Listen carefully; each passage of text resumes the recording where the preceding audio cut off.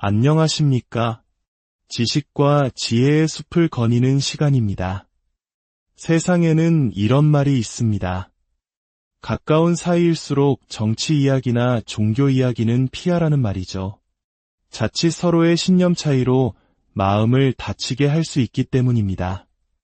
하지만 오늘 저는 여러분과 함께 그 조심스러운 영역 중 하나인 한 인물에 대한 이야기를 나누어 보려 합니다. 우리는 종교로서의 불교가 아닌 한 인간으로서의 붓다, 즉 깨달은 자에 대해 이야기할 것입니다. 2600년 전의 인물을 지금 이 시대에 다시 불러내야 하는가 의문을 가지실 수도 있겠습니다.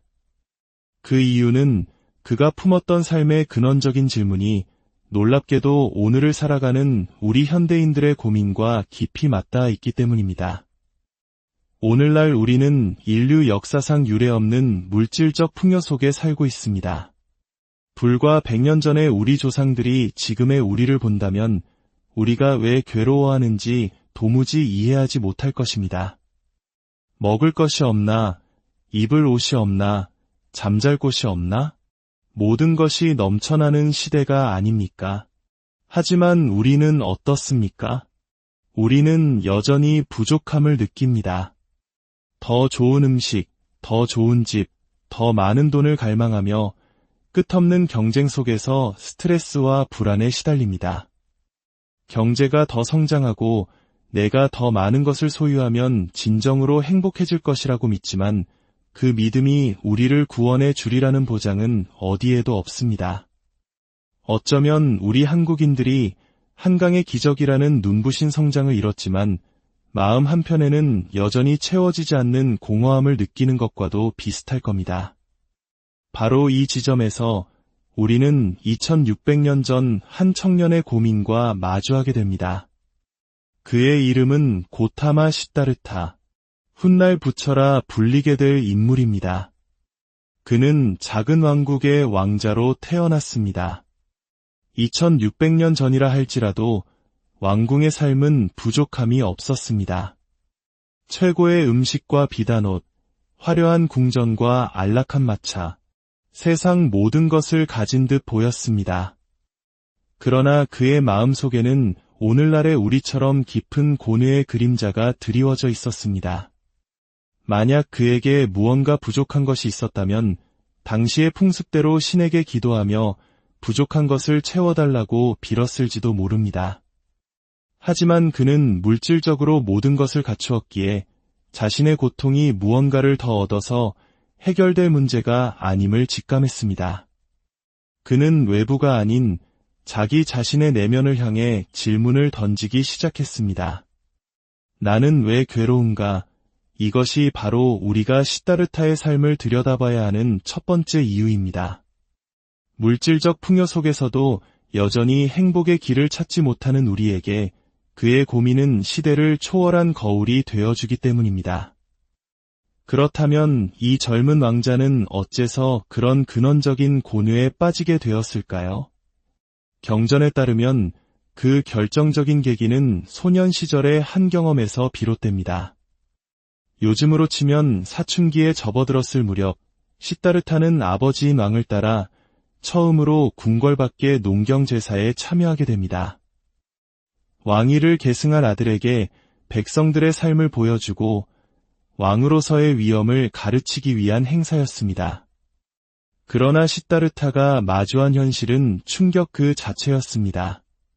뙤약볕 아래 흙먼지를 뒤집어 쓴 채 힘겹게 밭을 가는 농부들의 모습, 찢어진 옷과 고통으로 일그러진 얼굴, 그가 궁전에서 보아왔던 사람들과는 너무나도 다른 모습이었습니다. 그는 태어나 처음으로 자신의 풍요로운 삶이 당연한 것이 아니며 누군가의 고통 위에 세워져 있음을 어렴풋이 깨닫습니다. 저들의 가난이 곧 나의 부유함이고 저들의 고통이 곧 나의 안락함이라는 사실을 직면한 것입니다. 그때 한 농부가 채찍으로 소의 등을 사정없이 내리치고 있었습니다. 힘에 부친 소는 입에 거품을 물고 가쁜 숨을 몰아쉬었지만 채찍질은 멈추지 않았습니다. 시다르타는 고통에 찬 소의 커다란 눈망울에서 굵은 눈물이 흐르는 것을 보았습니다. 그 순간 소년의 마음에 날카로운 질문이 하나 박혔습니다. 왜 하나의 존재가 편안하기 위해 다른 하나의 존재는 이토록 고통받아야만 하는가? 그뿐만이 아니었습니다. 쟁기가 땅을 갈아엎자 땅 속에서 벌레들이 기어나왔고 기다렸다는 듯이 새들이 날아와 그 벌레들을 쪼아 먹었습니다. 그 모습을 보며 시다르타는 또다시 생각했습니다. 왜 하나의 생명이 살기 위해 다른 하나의 생명은 죽어야만 하는가? 모두가 함께 행복해지는 길은 정령 없는 것일까? 아버지는 금으로 만든 쟁기로, 신하들은 은으로 만든 쟁기로 축제를 즐기고 있었지만 시다르타는 그 자리에 함께할 수 없었습니다. 그는 조용히 나무 그늘 아래 앉아 깊은 명상에 잠겼습니다. 사라진 아들을 찾아 헤매던 왕은 나무 아래에서 고요히 명상하는 아들의 모습에서 차마 범접할 수 없는 거룩함을 느끼고 자신도 모르게 절을 올렸다고 경전은 전합니다. 궁으로 돌아온 후 밝고 총명했던 소녀는 말이 없어지고 얼굴에는 깊은 수심이 가득 찼습니다. 그는 스승과 아버지에게 끊임없이 물었습니다. 모두가 함께 이기는 길은 없습니까? 함께 행복해지는 길은 없습니까? 하지만 세상의 모든 지식을 꿰고 있다는 스승도 나라를 다스리는 지혜로운 왕도 그 질문에 답하지 못했습니다. 오히려 쓸데없는 생각이라며 그를 나무랄 뿐이었습니다. 답을 줄 수 있는 이가 아무도 없었기에 소녀는 더욱더 깊은 사색과 명상 속으로 홀로 침잠할 수밖에 없었습니다. 아버지는 아들이 세상의 즐거움을 몰라서 그런 것이라 여기고 아름다운 여인과 결혼시키고 온갖 쾌락을 즐기게 했습니다. 그러나 어떤 즐거움도 그의 마음속에 박힌 고통의 기억, 소의 눈물과 농부의 일그러진 얼굴을 지우지 못했습니다. 결국 이 깊은 고뇌는 훗날 그가 모든 것을 버리고 진리를 찾아 떠나는 출가의 씨앗이 됩니다. 제가 이 말씀을 길게 드리는 이유는 우리가 만나게 될 부처가 신적인 존재나 운명적으로 정해진 구원자가 아님을 강조하기 위함입니다. 그는 우리와 똑같이 이 세상에 태어나 세상 속에서 고뇌하고 아파했던 한 명의 청년 시다르타였습니다. 한 인간을 깊이 이해하기 위해서는 그가 자라난 시대적, 사회적 환경을 알아야 합니다. 그의 인격은 그가 발딛고 선 땅의 역사와 문화, 그리고 그 사회가 안고 있던 모순의 영향을 받기 마련입니다. 시다르타가 살았던 기원전 6세기경의 인도는 거대한 혼란의 시대였습니다. 그 배경을 잠시 살펴보겠습니다. 본래 인더스 문명의 주인은 원주민인 드라비다족이었습니다. 그러나 약 3500년 전 중앙아시아의 아리안족이 인도로 남하하여 원주민을 정복하고 새로운 지배계급으로 자리 잡습니다.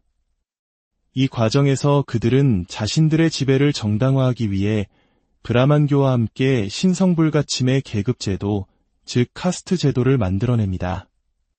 창조신 브라만의 입에서는 사제계급인 브라만이, 팔에서는 왕족과 무사계급인 크샤트리아가, 배에서는 상인과 농민계급인 바이샤가, 그리고 발에서는 노예계급인 수드라가 태어났다는 신화를 통해 태어날 때부터 인간의 운명은 정해져 있다고 가르쳤습니다. 초기에는 제사를 주관하는 브라만의 권위가 절대적이었습니다.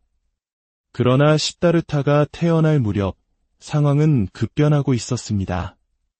철기 문명의 발달로 농업 생산력이 폭발적으로 증가하고 상업이 발달하면서 바이샤 계급에서 막대한 부를 쌓은 신흥 부자들이 등장했습니다. 또한 수많은 소국들이 서로를 정복하려는 전쟁이 끊이지 않으면서 전쟁을 이끄는 크샤트리아 계급의 왕권이 그 어느 때보다 강해졌습니다. 이는 전통적인 브라만의 권위가 흔들리고 계급 질서에 균열이 생기고 있음을 의미했습니다. 사회는 극심한 빈부격차와 끝없는 전쟁으로 인한 살상, 그리고 부유층의 사치와 향락으로 신음하고 있었습니다. 중국의 춘추전국 시대와 같은 극심한 혼란기였습니다. 사람들은 의문을 품기 시작했습니다. 정말 신이 이 세상을 주관한다면 왜 이토록 혼란하고 고통스러운 세상을 내버려 두는가? 이러한 시대적 배경 속에서 기존 브라만교의 가르침에 반대하며 새로운 사상을 탐구하는 이들이 나타났습니다. 이들을 사문이라 부릅니다.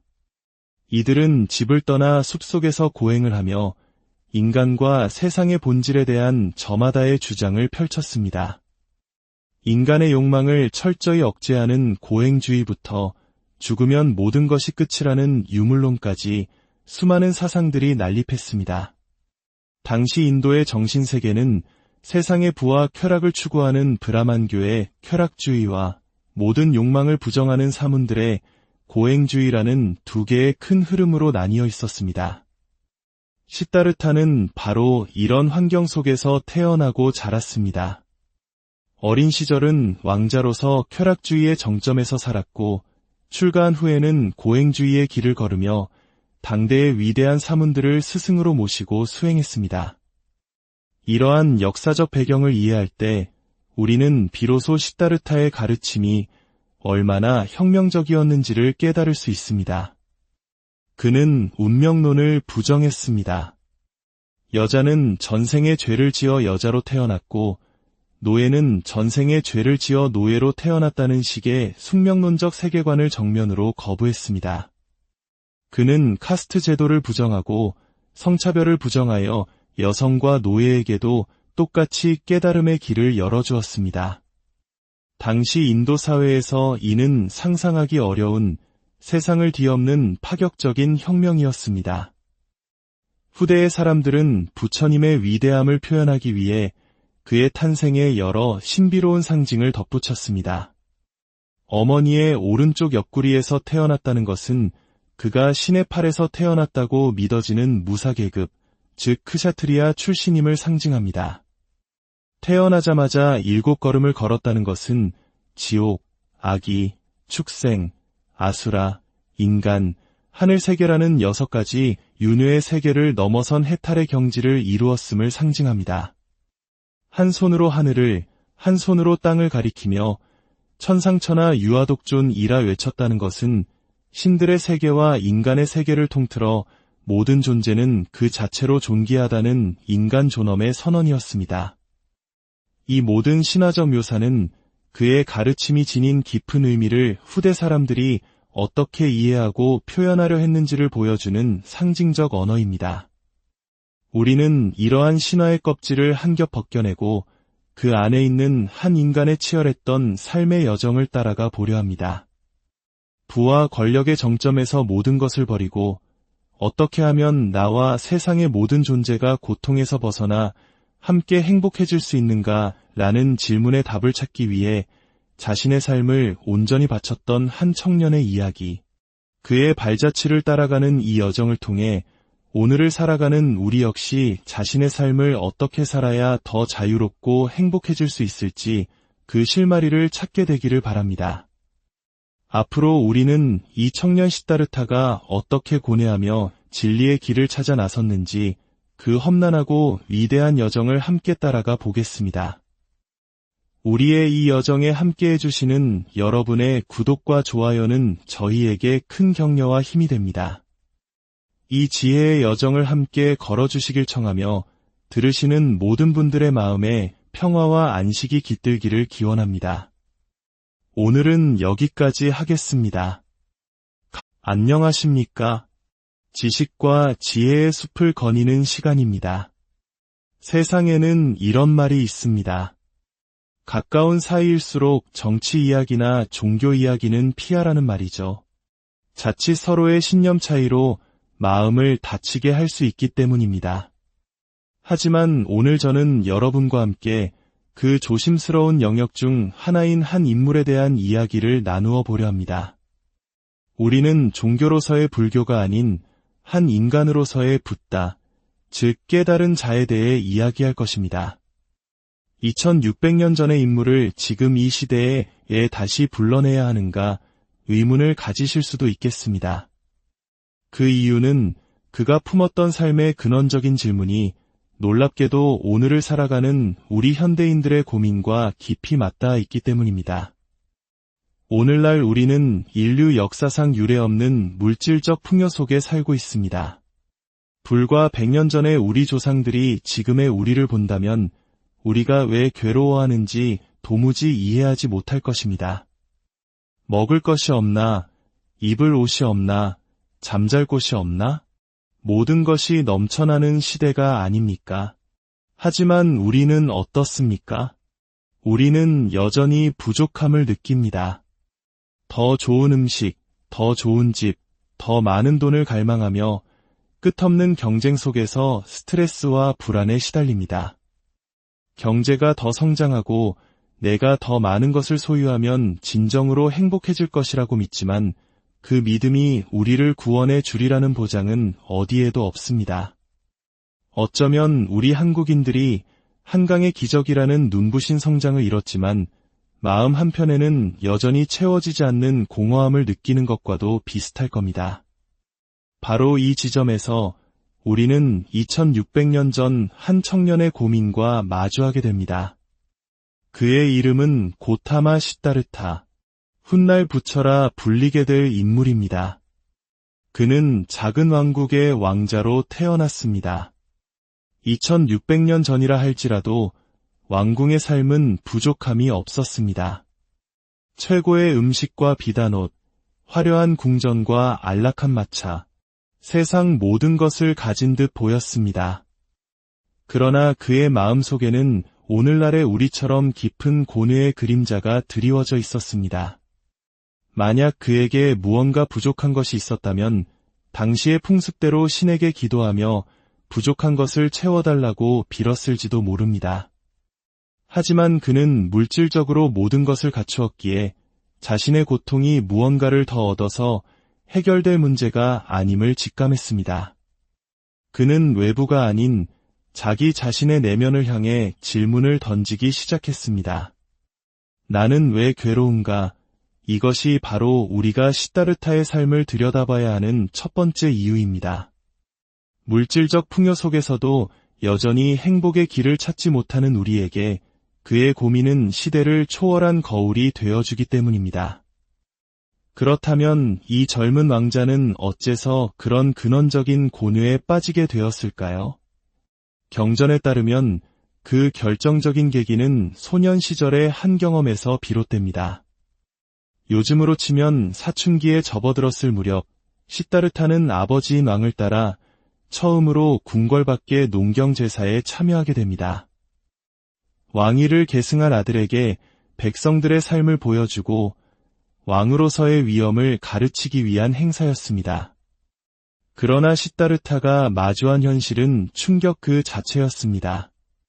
뙤약볕 아래 흙먼지를 뒤집어 쓴 채 힘겹게 밭을 가는 농부들의 모습, 찢어진 옷과 고통으로 일그러진 얼굴, 그가 궁전에서 보아왔던 사람들과는 너무나도 다른 모습이었습니다. 그는 태어나 처음으로 자신의 풍요로운 삶이 당연한 것이 아니며 누군가의 고통 위에 세워져 있음을 어렴풋이 깨닫습니다. 저들의 가난이 곧 나의 부유함이고 저들의 고통이 곧 나의 안락함이라는 사실을 직면한 것입니다. 그때 한 농부가 채찍으로 소의 등을 사정없이 내리치고 있었습니다. 힘에 부친 소는 입에 거품을 물고 가쁜 숨을 몰아쉬었지만 채찍질은 멈추지 않았습니다. 시다르타는 고통에 찬 소의 커다란 눈망울에서 굵은 눈물이 흐르는 것을 보았습니다. 그 순간 소년의 마음에 날카로운 질문이 하나 박혔습니다. 왜 하나의 존재가 편안하기 위해 다른 하나의 존재는 이토록 고통받아야만 하는가? 그뿐만이 아니었습니다. 쟁기가 땅을 갈아엎자 땅 속에서 벌레들이 기어나왔고 기다렸다는 듯이 새들이 날아와 그 벌레들을 쪼아 먹었습니다. 그 모습을 보며 시다르타는 또다시 생각했습니다. 왜 하나의 생명이 살기 위해 다른 하나의 생명은 죽어야만 하는가? 모두가 함께 행복해지는 길은 정녕 없는 것일까? 아버지는 금으로 만든 쟁기로, 신하들은 은으로 만든 쟁기로 축제를 즐기고 있었지만 시다르타는 그 자리에 함께할 수 없었습니다. 그는 조용히 나무 그늘 아래 앉아 깊은 명상에 잠겼습니다. 사라진 아들을 찾아 헤매던 왕은 나무 아래에서 고요히 명상하는 아들의 모습에서 차마 범접할 수 없는 거룩함을 느끼고 자신도 모르게 절을 올렸다고 경전은 전합니다. 궁으로 돌아온 후 밝고 총명했던 소녀는 말이 없어지고 얼굴에는 깊은 수심이 가득 찼습니다. 그는 스승과 아버지에게 끊임없이 물었습니다. 모두가 함께 이기는 길은 없습니까? 함께 행복해지는 길은 없습니까? 하지만 세상의 모든 지식을 꿰고 있다는 스승도 나라를 다스리는 지혜로운 왕도 그 질문에 답하지 못했습니다. 오히려 쓸데없는 생각이라며 그를 나무랄 뿐이었습니다. 답을 줄 수 있는 이가 아무도 없었기에 소녀는 더욱더 깊은 사색과 명상 속으로 홀로 침잠할 수밖에 없었습니다. 아버지는 아들이 세상의 즐거움을 몰라서 그런 것이라 여기고 아름다운 여인과 결혼시키고 온갖 쾌락을 즐기게 했습니다. 그러나 어떤 즐거움도 그의 마음속에 박힌 고통의 기억, 소의 눈물과 농부의 일그러진 얼굴을 지우지 못했습니다. 결국 이 깊은 고뇌는 훗날 그가 모든 것을 버리고 진리를 찾아 떠나는 출가의 씨앗이 됩니다. 제가 이 말씀을 길게 드리는 이유는 우리가 만나게 될 부처가 신적인 존재나 운명적으로 정해진 구원자가 아님을 강조하기 위함입니다. 그는 우리와 똑같이 이 세상에 태어나 세상 속에서 고뇌하고 아파했던 한 명의 청년 시다르타였습니다. 한 인간을 깊이 이해하기 위해서는 그가 자라난 시대적, 사회적 환경을 알아야 합니다. 그의 인격은 그가 발딛고 선 땅의 역사와 문화, 그리고 그 사회가 안고 있던 모순의 영향을 받기 마련입니다. 시다르타가 살았던 기원전 6세기경의 인도는 거대한 혼란의 시대였습니다. 그 배경을 잠시 살펴보겠습니다. 본래 인더스 문명의 주인은 원주민인 드라비다족이었습니다. 그러나 약 3500년 전 중앙아시아의 아리안족이 인도로 남하하여 원주민을 정복하고 새로운 지배계급으로 자리 잡습니다. 이 과정에서 그들은 자신들의 지배를 정당화하기 위해 브라만교와 함께 신성불가침의 계급제도, 즉 카스트 제도를 만들어냅니다. 창조신 브라만의 입에서는 사제계급인 브라만이, 팔에서는 왕족과 무사계급인 크샤트리아가, 배에서는 상인과 농민계급인 바이샤가, 그리고 발에서는 노예계급인 수드라가 태어났다는 신화를 통해 태어날 때부터 인간의 운명은 정해져 있다고 가르쳤습니다. 초기에는 제사를 주관하는 브라만의 권위가 절대적이었습니다. 그러나 시다르타가 태어날 무렵 상황은 급변하고 있었습니다. 철기 문명의 발달로 농업 생산력이 폭발적으로 증가하고 상업이 발달하면서 바이샤 계급에서 막대한 부를 쌓은 신흥 부자들이 등장했습니다. 또한 수많은 소국들이 서로를 정복하려는 전쟁이 끊이지 않으면서 전쟁을 이끄는 크샤트리아 계급의 왕권이 그 어느 때보다 강해졌습니다. 이는 전통적인 브라만의 권위가 흔들리고 계급 질서에 균열이 생기고 있음을 의미했습니다. 사회는 극심한 빈부격차와 끝없는 전쟁으로 인한 살상, 그리고 부유층의 사치와 향락으로 신음하고 있었습니다. 중국의 춘추전국 시대와 같은 극심한 혼란기였습니다. 사람들은 의문을 품기 시작했습니다. 정말 신이 이 세상을 주관한다면 왜 이토록 혼란하고 고통스러운 세상을 내버려 두는가? 이러한 시대적 배경 속에서 기존 브라만교의 가르침에 반대하며 새로운 사상을 탐구하는 이들이 나타났습니다. 이들을 사문이라 부릅니다. 이들은 집을 떠나 숲속에서 고행을 하며 인간과 세상의 본질에 대한 저마다의 주장을 펼쳤습니다. 인간의 욕망을 철저히 억제하는 고행주의부터 죽으면 모든 것이 끝이라는 유물론까지 수많은 사상들이 난립했습니다. 당시 인도의 정신세계는 세상의 부와 쾌락을 추구하는 브라만교의 쾌락주의와 모든 욕망을 부정하는 사문들의 고행주의라는 두 개의 큰 흐름으로 나뉘어 있었습니다. 시다르타는 바로 이런 환경 속에서 태어나고 자랐습니다. 어린 시절은 왕자로서 쾌락주의의 정점에서 살았고 출가한 후에는 고행주의의 길을 걸으며 당대의 위대한 사문들을 스승으로 모시고 수행했습니다. 이러한 역사적 배경을 이해할 때 우리는 비로소 시다르타의 가르침이 얼마나 혁명적이었는지를 깨달을 수 있습니다. 그는 운명론을 부정했습니다. 여자는 전생에 죄를 지어 여자로 태어났고 노예는 전생에 죄를 지어 노예로 태어났다는 식의 숙명론적 세계관을 정면으로 거부했습니다. 그는 카스트 제도를 부정하고 성차별을 부정하여 여성과 노예에게도 똑같이 깨달음의 길을 열어주었습니다. 당시 인도 사회에서 이는 상상하기 어려운 세상을 뒤엎는 파격적인 혁명이었습니다. 후대의 사람들은 부처님의 위대함을 표현하기 위해 그의 탄생에 여러 신비로운 상징을 덧붙였습니다. 어머니의 오른쪽 옆구리에서 태어났다는 것은 그가 신의 팔에서 태어났다고 믿어지는 무사계급, 즉 크샤트리아 출신임을 상징합니다. 태어나자마자 7걸음을 걸었다는 것은 지옥, 아기, 축생, 아수라, 인간, 하늘세계라는 6가지 윤회의 세계를 넘어선 해탈의 경지를 이루었음을 상징합니다. 한 손으로 하늘을, 한 손으로 땅을 가리키며 천상천하 유아독존이라 외쳤다는 것은 신들의 세계와 인간의 세계를 통틀어 모든 존재는 그 자체로 존귀하다는 인간 존엄의 선언이었습니다.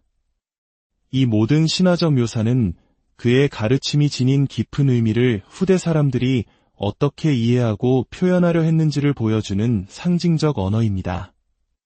우리는 이러한 신화의 껍질을 한 겹 벗겨내고 그 안에 있는 한 인간의 치열했던 삶의 여정을 따라가 보려 합니다. 부와 권력의 정점에서 모든 것을 버리고 어떻게 하면 나와 세상의 모든 존재가 고통에서 벗어나 함께 행복해질 수 있는가 라는 질문의 답을 찾기 위해 자신의 삶을 온전히 바쳤던 한 청년의 이야기. 그의 발자취를 따라가는 이 여정을 통해 오늘을 살아가는 우리 역시 자신의 삶을 어떻게 살아야 더 자유롭고 행복해질 수 있을지 그 실마리를 찾게 되기를 바랍니다.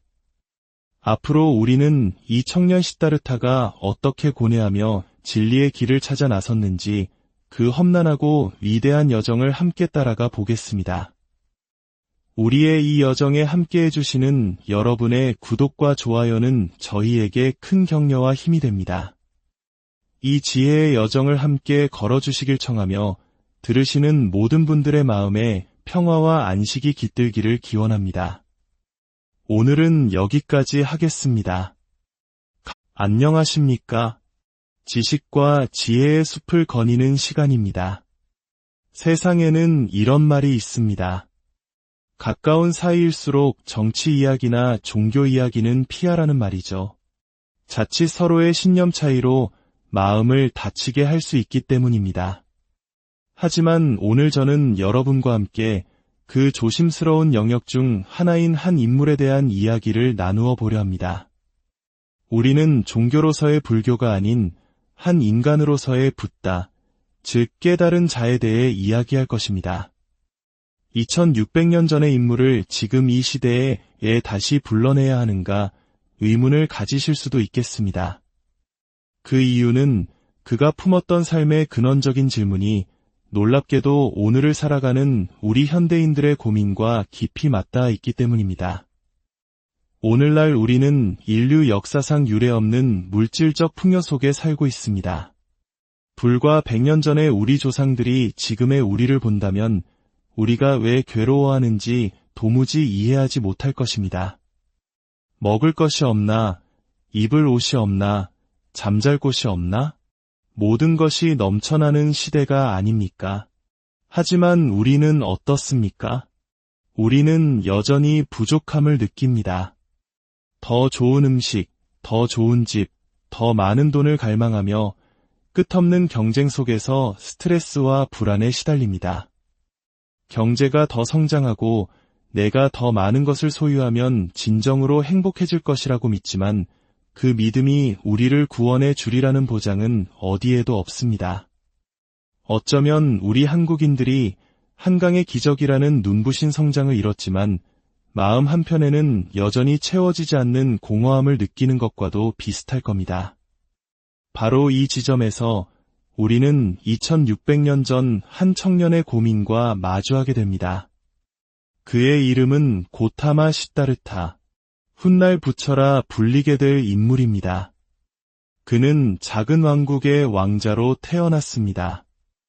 2600년 전이라 할지라도 왕궁의 삶은 부족함이 없었습니다. 최고의 음식과 비단옷, 화려한 궁전과 안락한 마차, 세상 모든 것을 가진 듯 보였습니다. 그러나 그의 마음속에는 오늘날의 우리처럼 깊은 고뇌의 그림자가 드리워져 있었습니다. 만약 그에게 무언가 부족한 것이 있었다면 당시의 풍습대로 신에게 기도하며 부족한 것을 채워달라고 빌었을지도 모릅니다. 하지만 그는 물질적으로 모든 것을 갖추었기에 자신의 고통이 무언가를 더 얻어서 해결될 문제가 아님을 직감했습니다. 그는 외부가 아닌 자기 자신의 내면을 향해 질문을 던지기 시작했습니다. 나는 왜 괴로운가? 이것이 바로 우리가 시다르타의 삶을 들여다봐야 하는 첫 번째 이유입니다. 물질적 풍요 속에서도 여전히 행복의 길을 찾지 못하는 우리에게 그의 고민은 시대를 초월한 거울이 되어주기 때문입니다.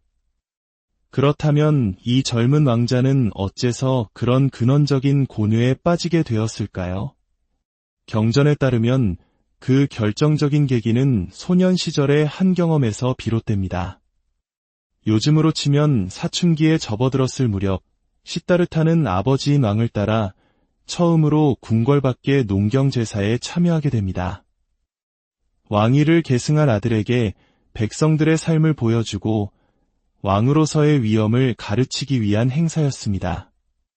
그러나 시다르타가 마주한 현실은 충격 그 자체였습니다. 뙤약볕 아래 흙먼지를 뒤집어 쓴 채 힘겹게 밭을 가는 농부들의 모습, 찢어진 옷과 고통으로 일그러진 얼굴, 그가 궁전에서 보아왔던 사람들과는 너무나도 다른 모습이었습니다. 그는 태어나 처음으로 자신의 풍요로운 삶이 당연한 것이 아니며 누군가의 고통 위에 세워져 있음을 어렴풋이 깨닫습니다.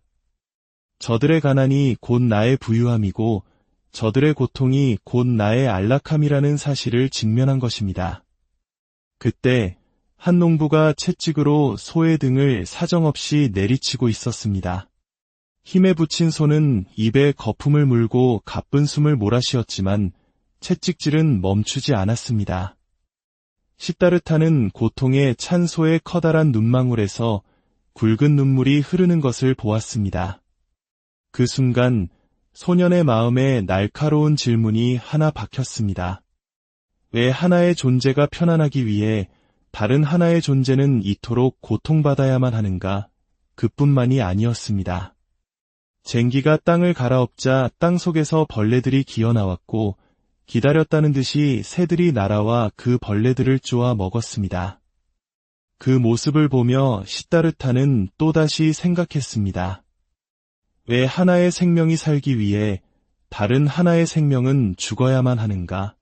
모두가 함께 행복해지는 길은 정녕 없는 것일까? 아버지는 금으로 만든 쟁기로, 신하들은 은으로 만든 쟁기로 축제를 즐기고 있었지만 시다르타는 그 자리에 함께할 수 없었습니다. 그는 조용히 나무 그늘 아래 앉아 깊은 명상에 잠겼습니다. 사라진 아들을 찾아 헤매던 왕은 나무 아래에서 고요히 명상하는 아들의 모습에서 차마 범접할 수 없는 거룩함을 느끼고 자신도 모르게 절을 올렸다고 경전은 전합니다. 궁으로 돌아온 후 밝고 총명했던 소녀는 말이 없어지고 얼굴에는 깊은 수심이 가득 찼습니다. 그는 스승과 아버지에게 끊임없이 물었습니다. 모두가 함께 이기는 길은 없습니까? 함께 행복해지는 길은 없습니까? 하지만 세상의 모든 지식을 꿰고 있다는 스승도 나라를 다스리는 지혜로운 왕도 그 질문에 답하지 못했습니다. 오히려 쓸데없는 생각이라며 그를 나무랄 뿐이었습니다. 답을 줄 수 있는 이가 아무도 없었기에 소녀는 더욱더 깊은 사색과 명상 속으로 홀로 침잠할 수밖에 없었습니다. 아버지는 아들이 세상의 즐거움을 몰라서 그런 것이라 여기고 아름다운 여인과 결혼시키고 온갖 쾌락을 즐기게 했습니다. 그러나 어떤 즐거움도 그의 마음속에 박힌 고통의 기억, 소의 눈물과 농부의 일그러진 얼굴을 지우지 못했습니다. 결국 이 깊은 고뇌는 훗날 그가 모든 것을 버리고 진리를 찾아 떠나는 출가의 씨앗이 됩니다. 제가 이 말씀을 길게 드리는 이유는 우리가 만나게 될 부처가 신적인 존재나 운명적으로 정해진 구원자가 아님을 강조하기 위함입니다. 그는 우리와 똑같이 이 세상에 태어나 세상 속에서 고뇌하고 아파했던 한 명의 청년 시다르타였습니다. 한 인간을 깊이 이해하기 위해서는 그가 자라난 시대적, 사회적 환경을 알아야 합니다. 그의 인격은 그가 발딛고 선 땅의 역사와 문화, 그리고 그 사회가 안고 있던 모순의 영향을 받기 마련입니다. 시다르타가 살았던 기원전 6세기경의 인도는 거대한 혼란의 시대였습니다. 그 배경을 잠시 살펴보겠습니다. 본래 인더스 문명의 주인은 원주민인 드라비다족이었습니다. 그러나 약 3500년 전 중앙아시아의 아리안족이 인도로 남하하여 원주민을 정복하고 새로운 지배계급으로 자리 잡습니다. 이 과정에서 그들은 자신들의 지배를 정당화하기 위해 브라만교와 함께 신성불가침의 계급제도, 즉 카스트 제도를 만들어냅니다. 창조신 브라만의 입에서는 사제계급인 브라만이, 팔에서는 왕족과 무사계급인 크샤트리아가, 배에서는 상인과 농민계급인 바이샤가, 그리고 발에서는 노예계급인 수드라가 태어났다는 신화를 통해 태어날 때부터 인간의 운명은 정해져 있다고 가르쳤습니다. 초기에는 제사를 주관하는 브라만의 권위가 절대적이었습니다. 그러나 시다르타가 태어날 무렵 상황은 급변하고 있었습니다. 철기 문명의 발달로 농업 생산력이 폭발적으로 증가하고 상업이 발달하면서 바이샤 계급에서 막대한 부를 쌓은 신흥 부자들이 등장했습니다.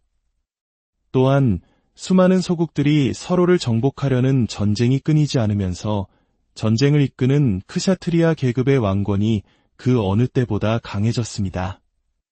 이는 전통적인 브라만의 권위가 흔들리고 계급 질서에 균열이 생기고 있음을 의미했습니다. 사회는 극심한 빈부격차와 끝없는 전쟁으로 인한 살상, 그리고 부유층의 사치와 향락으로 신음하고 있었습니다. 중국의 춘추전국 시대와 같은 극심한 혼란기였습니다. 사람들은 의문을 품기 시작했습니다.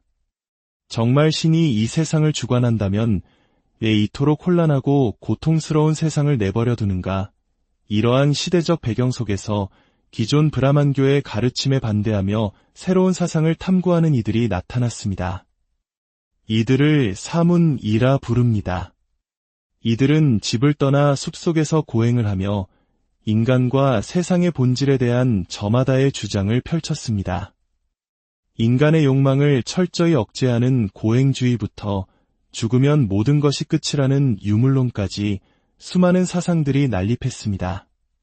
당시 인도의 정신세계는 세상의 부와 쾌락을 추구하는 브라만교의 쾌락주의와 모든 욕망을 부정하는 사문들의 고행주의라는 두 개의 큰 흐름으로 나뉘어 있었습니다. 시다르타는 바로 이런 환경 속에서 태어나고 자랐습니다.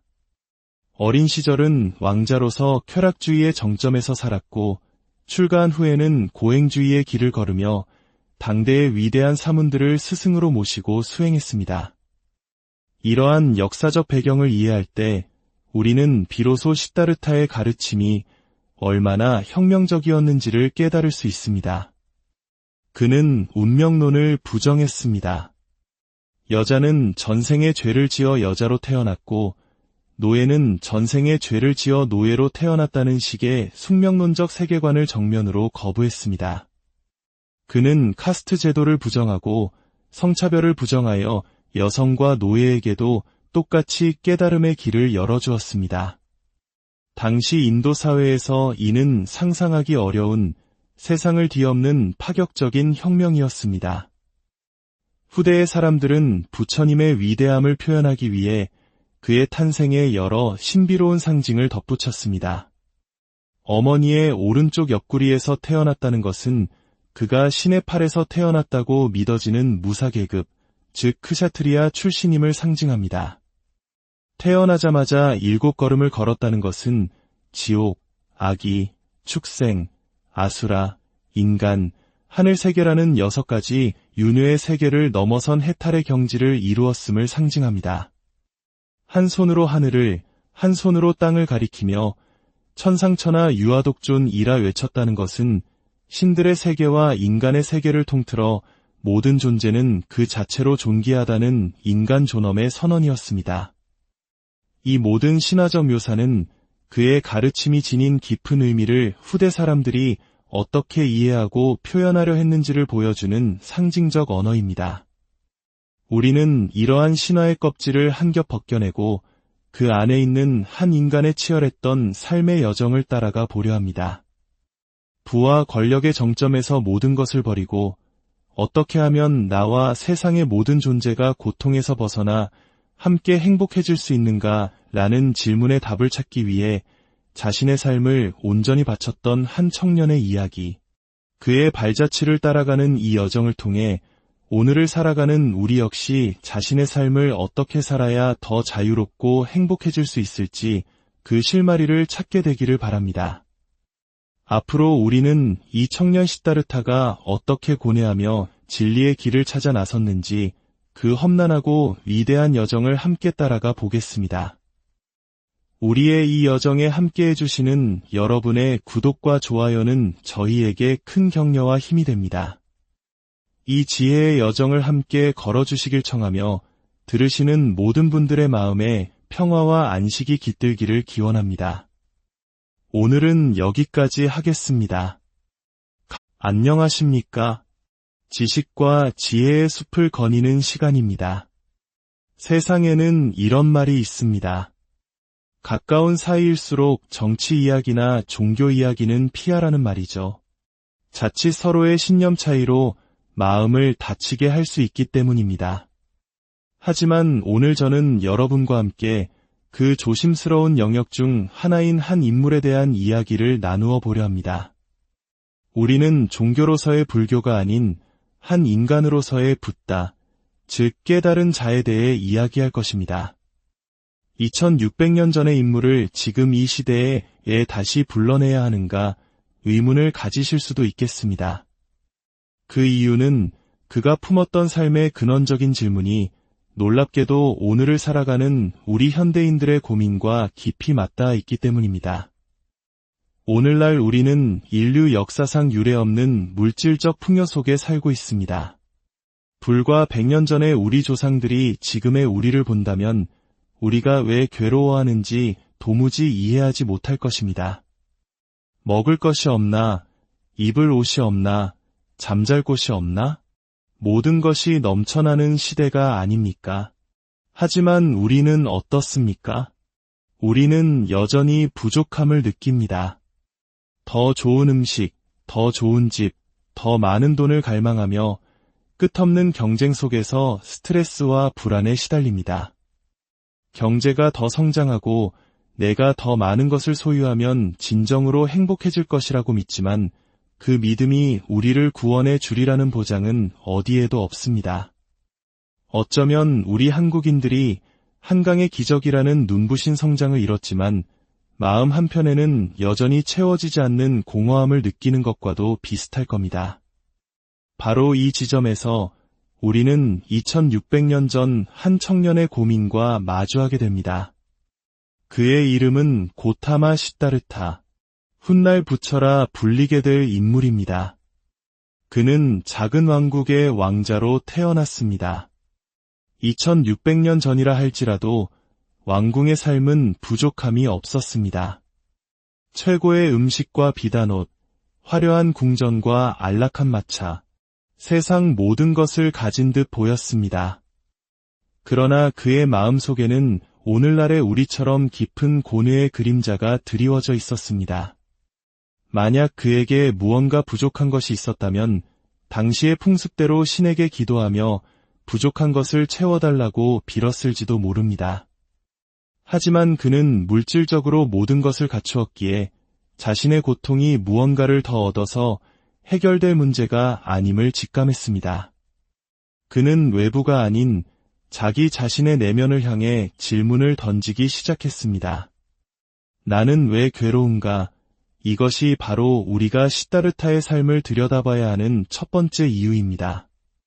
물질적 풍요 속에서도 여전히 행복의 길을 찾지 못하는 우리에게 그의 고민은 시대를 초월한 거울이 되어주기 때문입니다. 그렇다면 이 젊은 왕자는 어째서 그런 근원적인 고뇌에 빠지게 되었을까요? 경전에 따르면 그 결정적인 계기는 소년 시절의 한 경험에서 비롯됩니다. 요즘으로 치면 사춘기에 접어들었을 무렵 시다르타는 아버지인 왕을 따라 처음으로 궁궐 밖의 농경제사에 참여하게 됩니다. 왕위를 계승할 아들에게 백성들의 삶을 보여주고 왕으로서의 위엄을 가르치기 위한 행사였습니다. 그러나 시다르타가 마주한 현실은 충격 그 자체였습니다. 뙤약볕 아래 흙먼지를 뒤집어 쓴 채 힘겹게 밭을 가는 농부들의 모습, 찢어진 옷과 고통으로 일그러진 얼굴, 그가 궁전에서 보아왔던 사람들과는 너무나도 다른 모습이었습니다. 그는 태어나 처음으로 자신의 풍요로운 삶이 당연한 것이 아니며 누군가의 고통 위에 세워져 있음을 어렴풋이 깨닫습니다. 저들의 가난이 곧 나의 부유함이고 저들의 고통이 곧 나의 안락함이라는 사실을 직면한 것입니다. 그때 한 농부가 채찍으로 소의 등을 사정없이 내리치고 있었습니다. 힘에 부친 소는 입에 거품을 물고 가쁜 숨을 몰아쉬었지만 채찍질은 멈추지 않았습니다. 시다르타는 고통에 찬 소의 커다란 눈망울에서 굵은 눈물이 흐르는 것을 보았습니다. 그 순간 소년의 마음에 날카로운 질문이 하나 박혔습니다. 왜 하나의 존재가 편안하기 위해 다른 하나의 존재는 이토록 고통받아야만 하는가? 그뿐만이 아니었습니다. 쟁기가 땅을 갈아엎자 땅 속에서 벌레들이 기어나왔고 기다렸다는 듯이 새들이 날아와 그 벌레들을 쪼아 먹었습니다. 그 모습을 보며 시다르타는 또다시 생각했습니다. 왜 하나의 생명이 살기 위해 다른 하나의 생명은 죽어야만 하는가? 모두가 함께 행복해지는 길은 정령 없는 것일까? 아버지는 금으로 만든 쟁기로, 신하들은 은으로 만든 쟁기로 축제를 즐기고 있었지만 시다르타는 그 자리에 함께할 수 없었습니다. 그는 조용히 나무 그늘 아래 앉아 깊은 명상에 잠겼습니다. 사라진 아들을 찾아 헤매던 왕은 나무 아래에서 고요히 명상하는 아들의 모습에서 차마 범접할 수 없는 거룩함을 느끼고 자신도 모르게 절을 올렸다고 경전은 전합니다. 궁으로 돌아온 후 밝고 총명했던 소녀는 말이 없어지고 얼굴에는 깊은 수심이 가득 찼습니다. 그는 스승과 아버지에게 끊임없이 물었습니다. 모두가 함께 이기는 길은 없습니까? 함께 행복해지는 길은 없습니까? 하지만 세상의 모든 지식을 꿰고 있다는 스승도 나라를 다스리는 지혜로운 왕도 그 질문에 답하지 못했습니다. 오히려 쓸데없는 생각이라며 그를 나무랄 뿐이었습니다. 답을 줄 수 있는 이가 아무도 없었기에 소녀는 더욱더 깊은 사색과 명상 속으로 홀로 침잠할 수밖에 없었습니다. 아버지는 아들이 세상의 즐거움을 몰라서 그런 것이라 여기고 아름다운 여인과 결혼시키고 온갖 쾌락을 즐기게 했습니다. 그러나 어떤 즐거움도 그의 마음속에 박힌 고통의 기억, 소의 눈물과 농부의 일그러진 얼굴을 지우지 못했습니다. 결국 이 깊은 고뇌는 훗날 그가 모든 것을 버리고 진리를 찾아 떠나는 출가의 씨앗이 됩니다. 제가 이 말씀을 길게 드리는 이유는 우리가 만나게 될 부처가 신적인 존재나 운명적으로 정해진 구원자가 아님을 강조하기 위함입니다. 그는 우리와 똑같이 이 세상에 태어나 세상 속에서 고뇌하고 아파했던 한 명의 청년 시다르타였습니다. 한 인간을 깊이 이해하기 위해서는 그가 자라난 시대적, 사회적 환경을 알아야 합니다. 그의 인격은 그가 발딛고 선 땅의 역사와 문화, 그리고 그 사회가 안고 있던 모순의 영향을 받기 마련입니다. 시다르타가 살았던 기원전 6세기경의 인도는 거대한 혼란의 시대였습니다. 그 배경을 잠시 살펴보겠습니다. 본래 인더스 문명의 주인은 원주민인 드라비다족이었습니다. 그러나 약 3500년 전 중앙아시아의 아리안족이 인도로 남하하여 원주민을 정복하고 새로운 지배계급으로 자리 잡습니다. 이 과정에서 그들은 자신들의 지배를 정당화하기 위해 브라만교와 함께 신성불가침의 계급제도, 즉 카스트 제도를 만들어냅니다. 창조신 브라만의 입에서는 사제계급인 브라만이, 팔에서는 왕족과 무사계급인 크샤트리아가, 배에서는 상인과 농민계급인 바이샤가, 그리고 발에서는 노예계급인 수드라가 태어났다는 신화를 통해 태어날 때부터 인간의 운명은 정해져 있다고 가르쳤습니다. 초기에는 제사를 주관하는 브라만의 권위가 절대적이었습니다. 그러나 시다르타가 태어날 무렵 상황은 급변하고 있었습니다. 철기 문명의 발달로 농업 생산력이 폭발적으로 증가하고 상업이 발달하면서 바이샤 계급에서 막대한 부를 쌓은 신흥 부자들이 등장했습니다.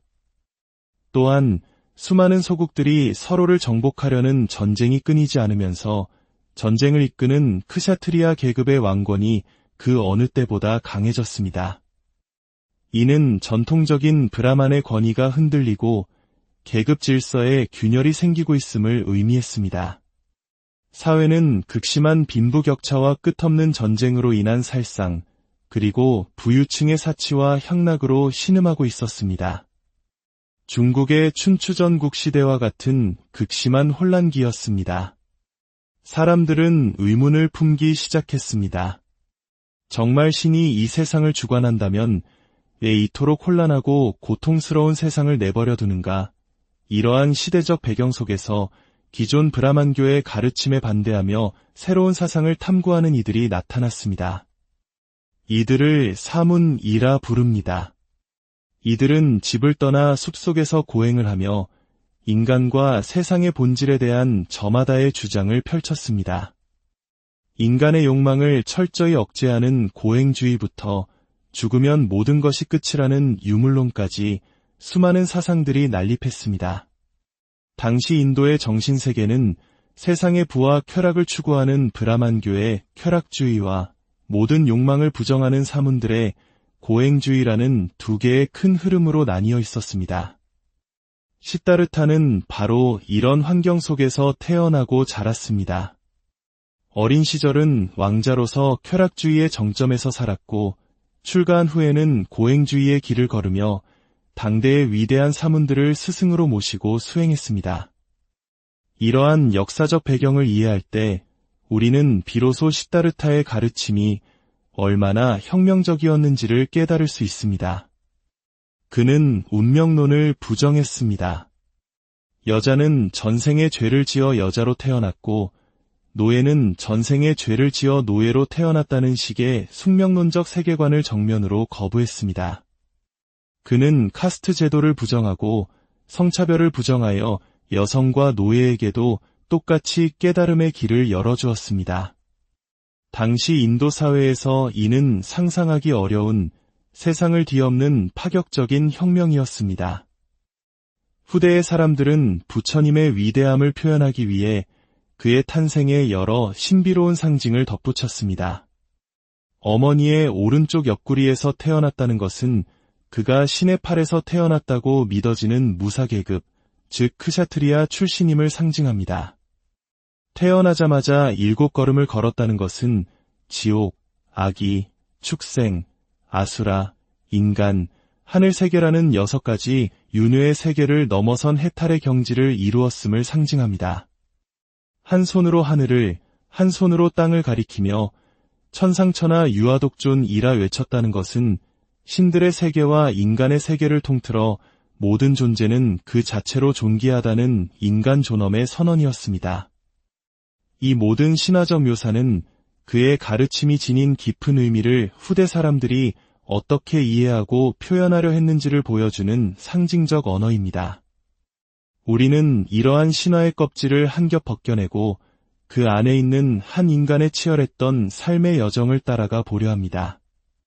부와 권력의 정점에서 모든 것을 버리고 어떻게 하면 나와 세상의 모든 존재가 고통에서 벗어나 함께 행복해질 수 있는가 라는 질문에 답을 찾기 위해 자신의 삶을 온전히 바쳤던 한 청년의 이야기.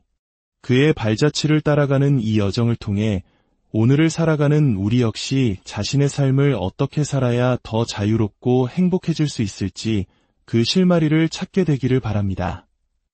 앞으로 우리는 이 청년 시다르타가 어떻게 고뇌하며 진리의 길을 찾아 나섰는지 그 험난하고 위대한 여정을 함께 따라가 보겠습니다. 우리의 이 여정에 함께 해주시는 여러분의 구독과 좋아요는 저희에게 큰 격려와 힘이 됩니다.